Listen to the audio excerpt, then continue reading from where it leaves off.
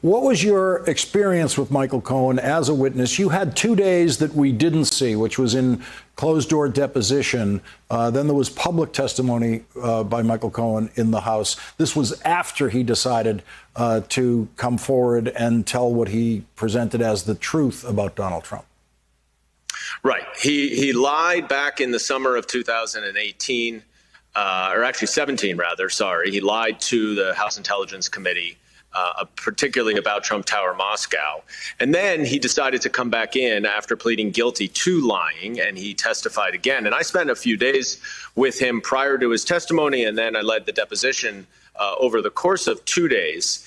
And look, at the end of the day, I think Michael Cohen is telling the truth when he's talking about Donald Trump. And there are a couple of things that really jump out to me. The first is his lies were in his self-interest.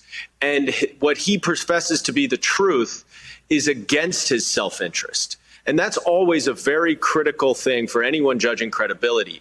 Do the lies make sense? Are they trying to benefit him, or are they bad for him? And when he told the truth, he admitted to crimes. So very few people, I should say, lie in order to incriminate themselves.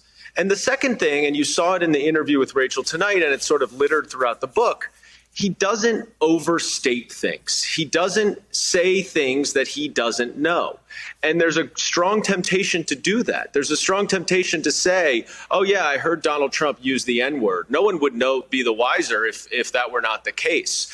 Or Rachel asked a couple of questions. Do you know whether there was talk about Don Jr. getting cut out of the will?